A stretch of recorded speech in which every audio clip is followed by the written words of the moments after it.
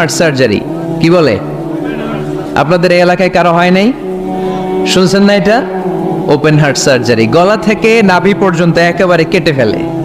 বিশ্বনবীকে এবার 3 বার এভাবে ওপেন হার্ট সার্জারি করা হয়েছে। একবার যখন বিষ্ণু ঈসা ইসলাম বনু সাদ গোত্রে ছিল তখন, দ্বিতীয়বার যখন কোরআন নাজিল হবে তার আগ দিয়ে তখন, 3 নম্বরে বিষ্ণু ঈসা ইসলামকে যখন ঊর্ধ্ব জগতের অনেক দামি দামি জিনিস দেখানো হবে ওই মেরাজ রজনীর সময়টাতে, তখন কোন সুবহানাল্লাহ। বিশ্বনবী বলেন, আমি উম্মে হানির ঘরে শুয়েছিলাম, আমাকে ছাদ 2 ভাগ করে ছাদের উপর দিয়ে নিয়ে হাতিমে কাবাতে শুইয়ে দেয়া হলো, গলা থেকে নাভি পর্যন্ত ছিঁড়ে ফেলা হলো, আমার হৃদয়টাকে বের করে জমজমের পানি দিয়ে ক্লিন করা হলো, আমার হৃদয়ে জ্ঞান, আমার হৃদয়ে ঈমান আর প্রজ্ঞা দিয়ে পরিপূর্ণ করা হলো। অনেক মুফাসসিরিন ইকরাম বলেছেন, আলাম নাশরাহ লাকা সাদরাক মানে হচ্ছে, হে নবী আমি কি আপনার বক্ষ বিদীর্ণ করি নাই? কেউ কেউ বলেছেন এটা দ্বারা উদ্দেশ্য হচ্ছে বিশ্বনবীর বক্ষ বিদীর্ণ করার মধ্য দিয়ে বিশ্বনবীকে আল্লাহ তাআলা ব্রড মাইন্ডেড বানিয়েছেন। সুবহানাল্লাহ পড়েন। বিশ্বনবী কি ন্যারো মাইন্ডেড ছিলেন? কি ছিলেন? জোরে বলেন, আরো জোরে। ব্রড মাইন্ডেড, উদার, আকাশের মতো বিশাল, সাগরের মতো বিশাল, পাহাড়ের মতো সুউচ্চ ছিল বিশ্বনবীর হৃদয়, ঠিক কিনা? শুধু মুমিনদের জন্যই বিশ্বনবীর হৃদয়ে মায়া ছিল না, কাফেরদের জন্য মায়া ছিল। সুবহানাল্লাহ পড়েন। রাহমাতাল লিল আলামিন, আমার নবী কি ছিল? সবাই বলেন, ওমা আরসালনাকা ইল্লা রাহমাতাল লিল আলামিন, I have sent you as a mercy for the entire universe. নবী হে, আমি আপনাকে গোটা বিশ্বের সবার জন্য রহমত করে প্রেরণ করেছি। রাহমাতাল লিল আলামিন, আল্লাহ এখানে চাইলে বলতে পারতেন রাহমাতাল লিল মুসলিমিন, নবী আপনি শুধু মুসলিমদের জন্য রহমত, এটা বলছে? নবী আপনি শুধু মুত্তাকিদের জন্য রহমত বলছে? চাইলে বলতে পারতেন নবী আপনি শুধু রাহমাতাল লিল মুসাল্লিন, যারা মসজিদে যায় মুসল্লি নামাজ পড়ে তাদের জন্য রহমত বলেছে? কি বলছে? রাহমাতাল লিল আলামিন, I have sent you as a mercy for the entire universe, গোটা বিশ্বের জন্য আপনি রহমত। সুবহানাল্লাহ পড়েন।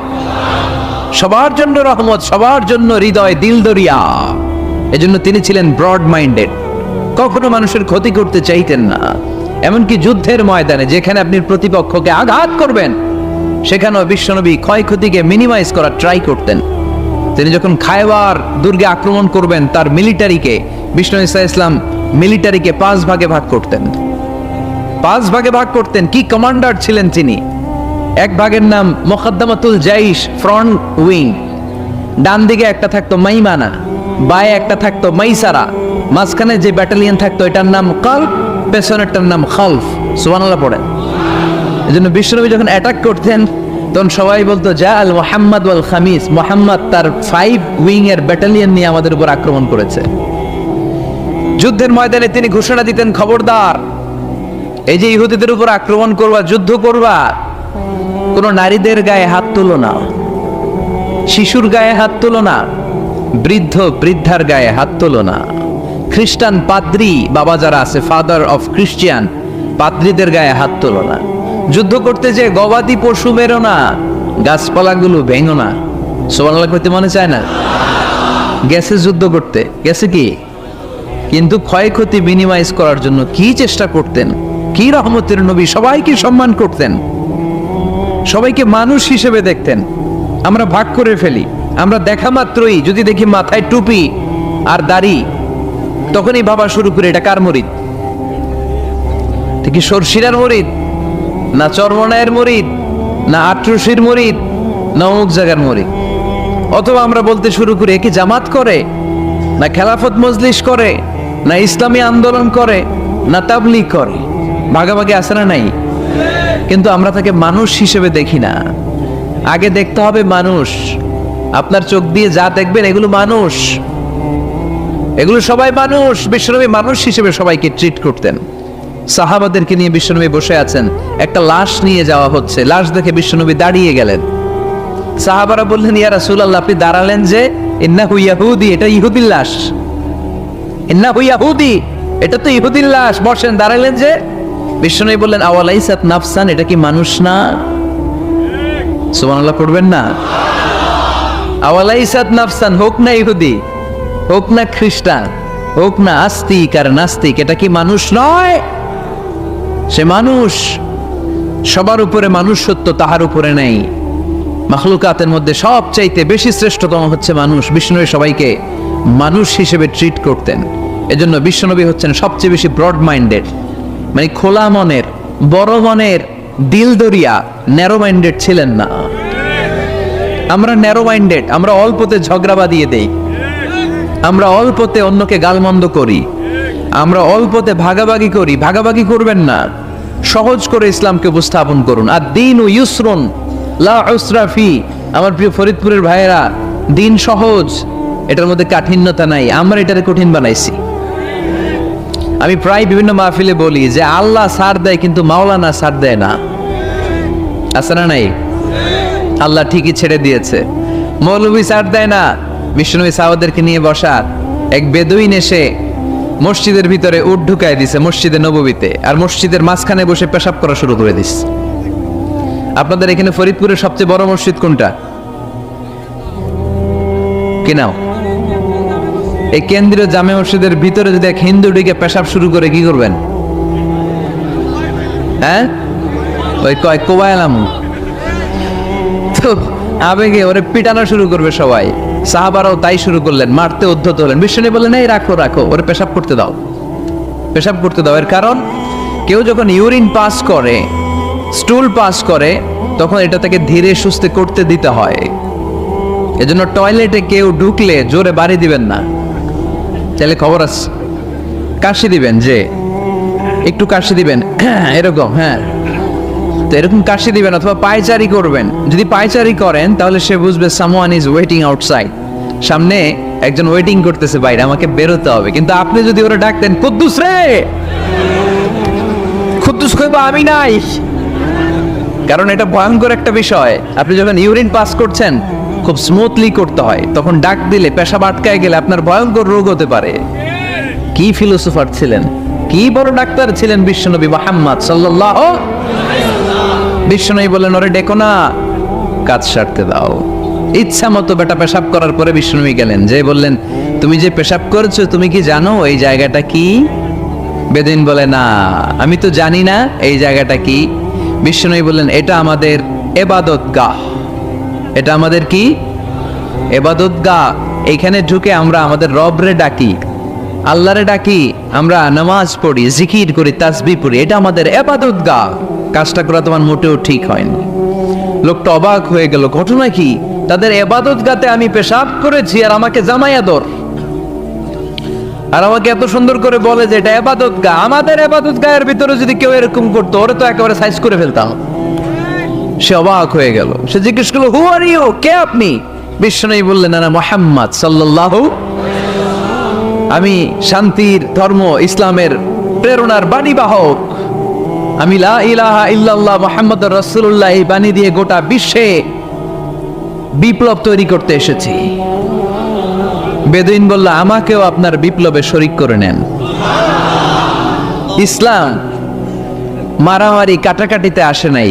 আপনার ব্রড মাইন্ডেড অ্যাটিটিউড দেখে হিন্দু ভাইরা কালিমা পড়ে মুসলমান হয়ে যাবে। এজন্য আল্লাহ বললেন, আলাম নাশরাহ লাকা সাদরাকা ওয়া ওয়াদা'না আনকা বিজরাক আল্লাযী আনকাদা যাহরাক ওয়া রাফা'না লাকা যিকরাক। সুবহানাল্লাহ পড়েন। আলাম নাশরাহ লাকা সাদরাক, নবী হে, আমি কি আপনারে ব্রড মাইন্ডেড বানিয়ে দেই নাই? এটা আপনার জীবনে বড় নিয়ামত। আপনি সংকীর্ণ মনা না, আপনি ছোট মনের মানুষ নয়, আপনি বিশাল হৃদয়ের মানুষ। ইসলামের জন্য আপনার হৃদয়টারে আমি নবী খুলে দিয়েছি। এ হলো বিশ্বনবীর উপর প্রথম নিয়ামত। 2 নম্বরে আল্লাহ বললেন, ওয়া ওয়াদা'না আনকা বিজরাকাল্লাযী আনকাদা যাহরাক। নবী হে, আমি আপনার পিঠ থেকে বিশাল বোঝাটা নামিয়ে দিয়েছি। সুবহানাল্লাহ পড়েন। কি নামিয়ে দিয়েছি? বোঝা। উত্তর করতে হবে, রেসপন্স। এটা তাফসীর মাহফিল, এটা হচ্ছে ক্লাসের মতো, দেখো, আর আমরা সবাই ছাত্র, ঠিক কি না? বোঝা নামিয়েছি নবী। কি নামিয়েছি? তাফসীরে 2টা এসেছে। বিজরুন মানে বোঝা, বিজরুল যাম পাপের বোঝা, আর একটা হচ্ছে বিজরুল গাম চিন্তার বোঝা। বিশ্বনবীর কোনো পাপ নাই, বিশ্বনবীর সব কিছুকে মাফ করে দিয়েছে কে? লিয়াগফির লাকাল্লাহু মা তাকদ্দামা মিন যামবিকা মা তাআখার। নবী আপনার আগেরও গুনাহ নাই, আপনার পরেরও গুনাহ নাই, আপনি নবী মাসুম, আপনার গুনাহ নাই, আপনি নিষ্পাপ। নবীদের গুনাহ হয় না। আহলুস সুন্নাহ ওয়াল জামাআতের আকীদা হচ্ছে নবীরা মাসুম, নবীদের জীবনে কোনো গুনাহ হয় না। চিৎকার করে বলেন ঠিক কি না? ও নবী, ওয়াদানা আনকা বিজরাক, আপনার এই বোঝা আমি নামিয়ে দিয়েছি। বিশ্বনবী ভাবতেন 40 বছর বয়সে আমি নবী হলাম, তার আগে যা করলাম আল্লাহ এটা কি করবে? আল্লাহ বলে নবী আপনার আগের গুনাহ পরের গুনাহ, গুনাহ বলতে কিছুই নাই, সবই মাফ, সব মাফ। তারপরেও আমার নবী বলতেন আল্লাহে লা আস্তাগফিরুল্লাহ ওয়া আতুবু ফিল ইয়াউম আকসার মিন 70 মাররা। আমি এমন নবী যার কোনো গুনাহই নাই, আগের গুনাহও নাই, পরের গুনাহও নাই, তারপরেও আমি নবী প্রতিদিন 70 বারেরও বেশি তওবা আর ইস্তেগফার পড়ি। আমাদের জন্য শিক্ষা। তাহলে আল্লাহ বললেন ওয়াদানা আনকা বিজরাক, পাপের বোঝা আমি নামিয়ে দিলাম। বিশ্বনবীর কোনো পাপ নাই, পাপ মুক্ত। তাফসিরে 2 নম্বরে এসেছে বিজরুল গাম চিন্তার বোঝা। বিশ্বনবী সব সময় আমাদেরকে নিয়ে চিন্তা করতেন। কাকে নিয়ে চিন্তা? কথা বলেন। আমাদেরও চিন্তা আছে না নাই? কিসের চিন্তা? হ্যাঁ, টাকার চিন্তা। ফরিদপুরের ভাইদের টাকার চিন্তা। আর কিসের চিন্তা আপনাদের? হ্যাঁ, উম্মতের চিন্তা। মাশাআল্লাহ, এই ভাই উম্মতকে নিয়ে ভাবে। আপনাদের আর কার কি নিয়ে চিন্তা বলেন? পেটের চিন্তা। এদিকে পাওয়া গেছে পেটের চিন্তা, এদিকে বউয়ের চিন্তা, কবরের চিন্তা। আর কিসের চিন্তা? আখিরাতের চিন্তা। তো আমাদেরও চিন্তা আছে, বিশ্বনবীরও চিন্তা ছিল। 2 চিন্তা কি এক? বিশ্বনবীর কাঁধে তো পুরো উম্মার জিম্মাদারি। কিয়ামত পর্যন্ত যারা পৃথিবীতে আসবে সবার জন্য বিশ্বনবী কাঁদতেন। এই আওয়াজ করে কে? এদিকে কি হইছে? ওরে বসায় দেন। বিশ্বনবীর গোটা উম্মাহ নিয়ে চিন্তা। সব নবীকে আল্লাহ তাআলা একটা করে দোয়া দিয়েছিলেন আর বলেছিলেন নবী একটা স্পেশাল দোয়া করার সুযোগ তোমাদেরকে দিলাম, ওই দোয়া করলেই কবুল হয়ে যাবে। কিন্তু সুযোগ পাবা জীবনে কয়বার? সবাই বলেন কয়বার? সব নবী কয়টা করে পাইছে? সব নবী তাদের দোয়াগুলো দুনিয়াতেই করে ফেলেছে। বিশ্বনবী বলেন লিকুল্লি নবিয়্যিন দাওয়া মুস্তাজাবা। এই দুনিয়াতে সব নবীদের একটা করে মুস্তাজাবুদ দাওয়া আছে। আল্লাহ বলেছে ও নবী একটা করে স্পেশাল দোয়া করার সুযোগ পাবা, দোয়াটা করা মাত্রই কবুল করে নেব। বিশ্বনবী বললেন এই পৃথিবীর বুকে যত নবী রাসূল দুনিয়ায় এসেছে সব নবীরা তাদের স্পেশাল দোয়া দুনিয়ায় করে ফেলেছে, ইল্লা আনা, কিন্তু আমি করি নাই। বিশ্বনবী বললেন ওয়া ইন্নী আখতাবিউ দাওয়াতি শাফাআতান লিউম্মতি ইয়াউমাল কিয়ামা। আমি আমার স্পেশাল দোয়াটা করি নাই, আমার স্পেশাল দোয়াটা আমি আমার গুনাহগার উম্মতকে বাঁচানোর জন্য কিয়ামত পর্যন্ত রেখে দিয়েছি। আমরা যেদিন বিপদে পড়ে যাব, যেদিন আমার আব্বা আমারে চিনবে না, আমি আমার আব্বারে চিনব না, নেতা তার কর্মীরে চিনবে না, কর্মী নেতারে চিনবে না, ঠিক কি না? পীর সাহেব মুরিদরে চিনবে না, মুরিদ পীর সাহেবরে চিনবে না, স্বামী তার স্ত্রীরে চিনবে না, স্ত্রী তার স্বামীরে চিনবে না। নবী থেকে শুরু করে, অলি থেকে শুরু করে, শহীদ থেকে শুরু করে সবার মুখে একটাই জিকির, ইয়া নাফসি ইয়া নাফসি ইয়া নাফসি। আকাশের সূর্যটা যেদিন মাথার কাছে চলে আসবে, জমিনটা তামার জমিন হয়ে যাবে, সূর্যের তাপে মাথার মগজগুলো ভাতের মাড়ের মতো গলে গলে নাকের ছিদ্র কানের ছিদ্র দিয়ে টপ টপ করে বেয়ে বেয়ে নিচে পড়বে। ওই কঠিন দিনে কেউ কাউরে চিনবে না। বিষ্ণু বললেন ওই দোয়াটা আমি দুনিয়ায় করি নাই, আমি বদরের যুদ্ধে মার খেয়েছি, উহুদের যুদ্ধে দাঁত ভেঙেছি, আমি না খেয়ে পেটে পাথর বেঁধেছি। আমি যদি ওই দিন দোয়া করতাম আল্লাহ দোয়া কবুল করে নিত, জান্নাতি খাবার দিয়ে দিত, আমার মায়ের খাওয়া লাগতো না, তায়েফে আমার রক্ত ঝরতো না, দোয়া করলেই কবুল। কিন্তু ওই দোয়াটা আমি দুনিয়ায় করি নাই, ওই দোয়াটা আমার জন্য, আপনার জন্য, আমাদের জন্য বিশ্বনবী জমা রেখে দিয়েছে। এজন্য বিশ্বনবীর চিন্তা আর আমাদের চিন্তা এক চিন্তা না, বিশ্বনবীর পুরা উম্মতের চিন্তা। কিয়ামত পর্যন্ত যত মানুষ আসবে সবাই আমার উম্মত, না জানি তাদের নসিবে কি হয়ে যায়। এই চিন্তার বোঝা বিশ্বনবীকে কাবু করে ফেলেছিল। আল্লাহ বললেন নবী নো টেনশন, কোনো টেনশন নাই, আপনার এই চিন্তার বোঝাকে আপনার পিঠ থেকে আমি আল্লাহ নিজ দায়িত্বে সরিয়ে নিলাম। এজন্য আল্লাহ বললেন আলাম নাশরাহ লাকা সাদরাকা ওয়া ওয়াদা'না আনকা বিজারাক আল্লাযী আনকাদা যাহরাক। যেই চিন্তার বোঝা আপনাকে কষ্ট দেয়, যেই চিন্তার বোঝা আপনারে পেরেশান করে তোলে, আপনার পিঠ থেকে ওই চিন্তার বোঝা নবী আমি সরিয়ে নিলাম। কি দিয়ে সরিয়ে নিল? কোরআনের আলো দিয়ে। আওয়াজ করে বলতে হবে, কি দিয়ে? বিশ্বনবী মক্কায় দেখতেন মূর্তির পূজা হয়, আল্লাহর ঘরের ভিতরে 360টা মূর্তির পূজা। বিশ্বনবী দেখতে পেলেন দুর্বলের উপরে সবলের অত্যাচার, বিশ্বনবী দেখতে পেলেন নারীদেরকে অত্যাচার করা হয়। কন্যা সন্তান হলে বাবা তার মেয়েটাকে নিয়ে জঙ্গলের ভেতরে ঢুকে কিংবা মরুভূমির ভেতরে যে জীবিত দাফন করে দেয়। ওয়াইদাল মাউউদাতু সুইলাত ওয়াদুল বানাত। বিশ্বনবী এগুলো দেখতেন চারপাশে, দেখে এই পথহারা জাতিকে কিভাবে উদ্ধার করবেন, কি দিয়ে উদ্ধার করা যায়, এই টেনশনে বিশ্বনবীর পিঠ বাঁকা হয়ে গিয়েছিল। উপমা বাঁকা হয়ে গিয়েছিল, বিশ্বনবী সব সময় পেরেশান থাকতেন। আল্লাহ বললেন, নবী টেনশনের দরকার নাই, হেরা গুহায় এমন একটা নূরের আলো দিয়ে আমি আপনারে আলোকিত করব, যার মাধ্যমে সব পেরেশানি দূর হয়ে যাবে।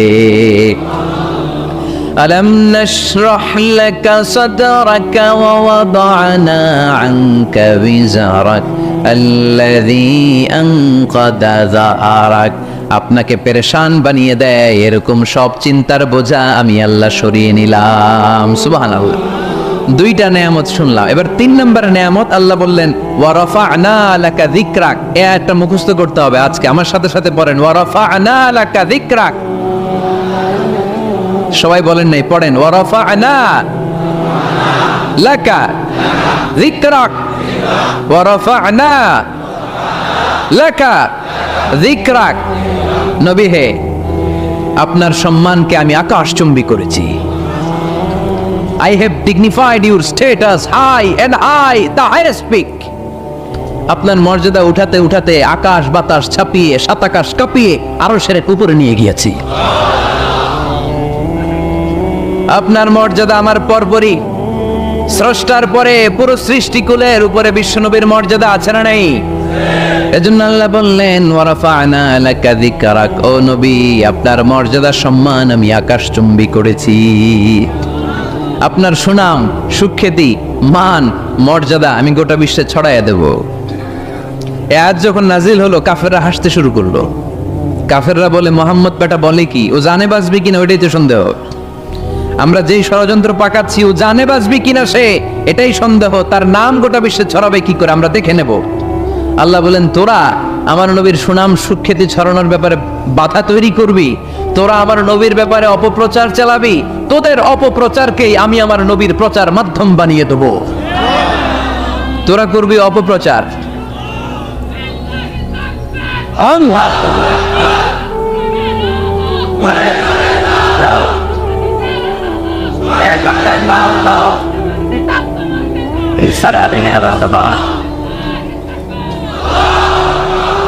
তোদের অপপ্রচারকে আমি আমার নবীর জন্য প্রচার মাধ্যম বানিয়ে দেব। এরকম অনেক সময় হয় না যে কেউ কেউ অপপ্রচার করে কারো বিরুদ্ধে, এটা তার জন্য প্রচার হয়ে যায়। কেউ অপপ্রচার চালায়, আল্লাহর মেহেরবানিতে ওইটা তার পাবলিসিটি হয়ে যায়। তার আলাদা করে প্রচার বিভাগের টিম তৈরি করা লাগে না, তার বিরোধীরাই তার প্রচার বিভাগের কাজে নেমে পড়ে। বিশ্বনবী বললেন, আল্লাহ বললেন, তোরা আমার নবীর সুনাম সুখ্যাতিকে থামাবি, তোদের মাধ্যমে আমি বিশ্বনবীর সুনাম সুখ্যাতি গোটা বিশ্বে বুলন্দ করে দেব। আবু জাহেল ঘোষণা দিল, খবরদার, হজের মৌসুম, হাজী সাহেবরা গোটা বিশ্ব থেকে আসবে, আমার দলের কর্মীরা তোরা যেটা করবি সেটা হচ্ছে হাজীদের কাছে যে বলবি মক্কায় নতুন এক পাগল আসছে, নতুন এক জাদুকর আসছে, নাম মুহাম্মদ। নাউজুবিল্লাহ পড়বেন না। খবরদার হাজী সাহেবেরা, এই পাগলের কাছে যেও না। সব হাজিরা গোটা বিশ্ব থেকে এসে মক্কার মিনা প্রান্তরে তাঁবুর ভিতরে ঢুকেছে, আর আবু জাহেলের টিম মেম্বাররা সব তাঁবুর ভিতরে উকি মাইরা কয়, খবরদার, নতুন পাগল আইছে। সবাই কয়, নাম কি? কয় মুহাম্মদ। জামাত শুরু করি। এই জামাতের আগে যে একামতটা দেই, এই একামতেও আল্লাহর নামের পরে আমার নবীর নামটা আছে না নাই? আল্লাহু আকবার, আল্লাহু আকবার। আশহাদু আন লা ইলাহা ইল্লাল্লাহ, আশহাদু আন্না মুহাম্মাদার রাসূলুল্লাহ সাল্লাল্লাহু। তার মানে আজানে আমার নামের পরে আপনার নাম, ইকামতে আমার নামের পরে আপনার নাম। নামাজের শেষে যখন আমরা শেষ বৈঠকে বসি, সেখানে বিশ্বনবীর উপর দুরূদ আছে না নাই? তার মানে সব জায়গায় বিশ্বনবীর নাম নেয়াকে আবশ্যক করে দিয়েছে কে? নবী হে। এই গোটা বিশ্বের ভেতরে সূর্য উঠবে, সূর্য ডুববে, শীত যে গ্রীষ্ম আসবে, দিন যে রাত আসবে, এক মুহূর্তের জন্য আপনার নামের আলোচনা থামবে না। চিল্লায় বলো ঠিক কি না? রাফা'না লাকা যিকরাক, I have dignified your status very high, very high। অনেক উপরে নিয়েছি, আকাশ বাতাস ছাপিয়ে, সাত আকাশ কাঁপিয়ে আরশ পর্যন্ত আমি আপনার মর্যাদাকে বুলন্দ করেছি। এই পৃথিবীতে যত আসমানি কিতাব এসেছিল, সবগুলো আসমানি কিতাবে বিষ্ণুনবীর নাম উল্লেখ করেছে কে? তার মানে তাওরাতের ভেতরে বিষ্ণুনবীর নাম আছে না নাই? ইনজিলে, জাবুর, সুহুফে ইব্রাহিম, সুহুফে মূসা, আল্লাযী ইয়াজিদুনাহু মাকতুবান ইনদাহুম ফিত তাওরাতি ওয়াল ইনজিল। ইহুদিরা খ্রিস্টানরা বিশ্বনবীরা মানতে চাইতো না। তারা বলতো, মুহাম্মদ তোমার নাম তো আমাদের কিতাবে নাই। বিশ্বনবী বললেন পড়ো। তারা পড়তে পড়তে বিশ্বনবীর জায়গাটা লুকিয়ে রাখতো, যেখানে বিশ্বনবীর নাম ওরা এভাবে ধরে রাখতো। বিষ্ণু ইসা ইসলাম এক সাহাবাকে বললেন, আমি তো ওদের ভাষা বুঝি না, তুমি ওদের ভাষা বুঝে দেখো কোন জায়গায় চোরামিটা করে। প্রতিটা কিতাবের প্রতিটা পাতায় পাতায় বিষ্ণুনবীর নাম আছে না নাই? সাইয়েদনা আদম আলাইহিস সালাম থেকে শুরু করে ঈসা আলাইহিস সালাম পর্যন্ত যত নবী এসেছে, সব নবী সুসংবাদ দিয়েছে যে একজন নবী আসবে, যে নবী আসার মধ্য দিয়ে এই আম্বিয়া আলাইহিমুস সালাম পৃথিবীতে আসার যে ধারাবাহিকতা, এই সিলসিলা, এই চেইনকে আল্লাহ তাআলা কাট আপ করে দিবে। সাইয়েদনা আদম তার বংশধরদেরকে বলেছে, নূহ আলাইহিস সালাম তার প্রজন্মকে বলেছে, ইব্রাহিম আলাইহিস সালাম তার জেনারেশনকে বলেছে, মূসা আলাইহিস সালাম বনি ইসরাইলকে শুনিয়েছে। সর্বশেষ সাইয়েদনা ঈসা আলাইহিস সালাম এসে বলেছে, ইয়াতি মিন বাদি ইসমুহু আহমদ, আমার পরে এমন এক নবী আসবে তার নাম চিল্লায় বলেন আহমদ। বড় বিশ্বস্ত, সে কোন বন্ধু বলো বেশি বিশ্বস্ত, সে কোন বন্ধু বলো বেশি বিশ্বস্ত,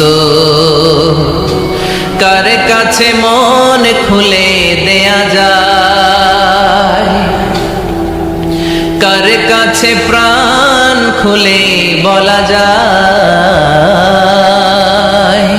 হওয়া যায় অতি আশ্বস্ত, তার নাম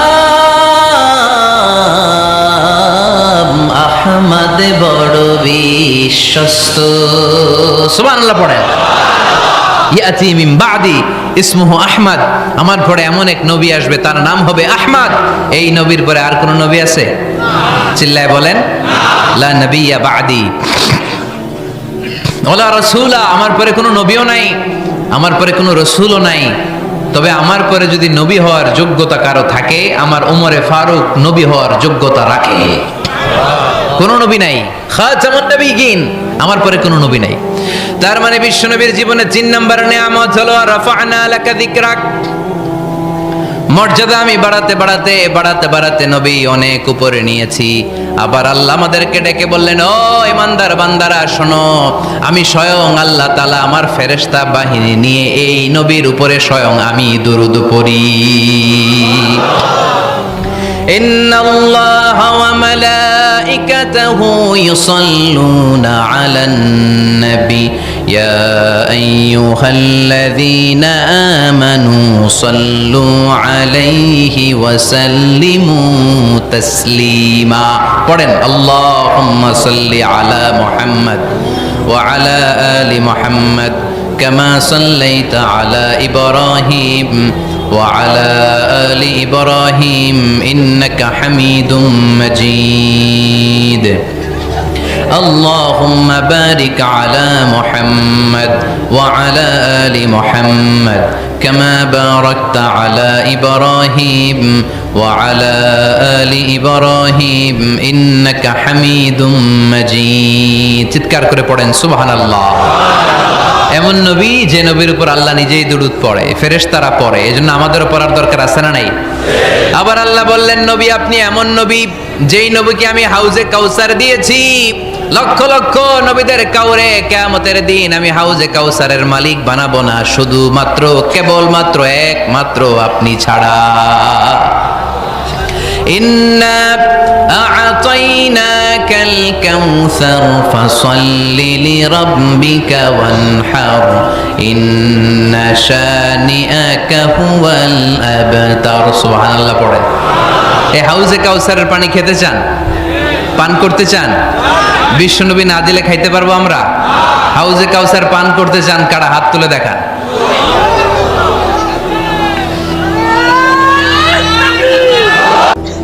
যেখানে কোনো দুঃখ নাই, যেখানে আছে খালি আরাম আর আরাম, আর জাহান্নামে আছে খালি ব্যারাম আর ব্যারাম, দুঃখ, কষ্ট, ধোঁয়া, আগুন, শাস্তি, পানিশমেন্ট, ঘৃণা, ঠিক কিনা? এখন দ্য ডিসিশন ইজ ইয়োর্স, সিদ্ধান্ত আপনার। আপনি কই যাবেন? জান্নাতে না জাহান্নামে? চিল্লায় বলেন কোথায় যাবেন? আমরা এত কিছু চাই না, আমরা চাই জান্নাতের এক কোনায় ছোট্ট একটা ঘর থাকবে, যেই ঘরের থেকে আমরা আমার রবরে দেখতে পাবো। এটাই আমাদের স্বপ্ন, এটাই আমাদের আকাঙ্ক্ষা। আর এইটা যদি হয় আর কিছু লাগে? এজন্য রব্বুল আলামিন বলেন, লা ইস্তাবি আসহাবুন নারি ওয়া আসহাবুল জান্নাতি হুমুল ফাইজুন। জান্নাতীরা আর জাহান্নামীরা কখনো সমান নয়। জান্নাতীরা সফল কাম, জাহান্নামীরা ব্যর্থ। আমরা ব্যর্থ হতে চাই না, আমরা সফল হতে চাই, জান্নাতে যেতে চাই, ঠিক কি না? জান্নাতে যারা ঢুকবে তারাই সফল। The people of paradise, the people of heaven and the people of hellfire never be equal ever. The people of paradise gain the ultimate success in life. যারা জান্নাতি হতে পারলো তারা জীবনে সর্বোচ্চ সফলতা অর্জন করতে পারলো, ঠিক কি না? ফামান যুহজিহা আনিন নারি ওয়া উদখিলাল জান্নাতা ফাকাদ ফাজ ওয়া মাল হায়াতুদ দুনিয়া ইল্লা মাতাউল গুরুর। সুবহানাল্লাহ। জাহান্নাম থেকে যে মুক্তির সার্টিফিকেট পেল, জান্নাতে ঢোকার অনুমতি যে পেল, তারাই সফল হলো। কার কথা? জাহান্নাম থেকে মুক্তি আর জান্নাতে ঢোকার সার্টিফিকেট, তারাই সফল। আমরা সফল হতে চাই, ঠিক কি না? আমরা কই যেতে চাই? কিন্তু সবাই কি জান্নাতে যাবে? এই পৃথিবীতে 700 কোটি মানুষ, সবাই জান্নাতে যাবে? কথা বলেন। রব্বুল আলামিন বলেন, ফারীকুম ফিল জান্নাতি ওয়া ফারীকুম ফিস সাঈর। জান্নাতে যেতে চাই বললে যাওয়া যায় না। সবাই জান্নাতে ঢুকবে না। গোটা বিশ্বের মানুষগুলো দুই ভাগ। চিল্লায় বলেন কয় ভাগ? এক ভাগ ঢুকবে জান্নাতে, আর এক ভাগ ঢুকবে জাহান্নামে। নাও দ্য ডিসিশন ইজ ইয়োর্স। এখন আপনাকে সিদ্ধান্ত নিতে হবে, শক্ত সিদ্ধান্ত, যে আপনি কোন ভাগে ঢুকবেন, কোন দলে ঢুকবেন। আপনার একটা শক্ত সিদ্ধান্তই আপনার জান্নাতের অধিবাসী বানাতে পারে।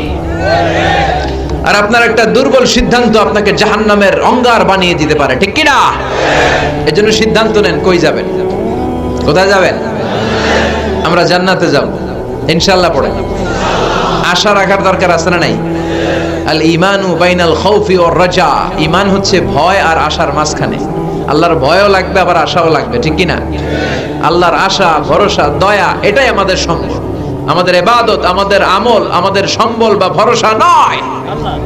আমাদের ভরসা কার উপর? আমাদের ইবাদত আমাদেরকে নাজাত দিতে পারবে। আমরা যে ভাঙ্গাচুরা নামাজ রোজা করি লোক দেখানো, এগুলোর মিজানের পাল্লায় উঠালে কোনো ওজনই হবে না। কথা বলেন। আমাদের ভরসা একজনের দয়া, তিনি কে? রোজ হাসরে হে আল্লাহ আমার করোনা বিচার, আল্লাহ করোনা বিচার, বিচার চাহি না তব দয়া চাহে এ গুনাহগার, আল্লাহ করোনা বিচার। পড়েন আমিন। বিচার চাই না দয়া চাই? কথা বলেন।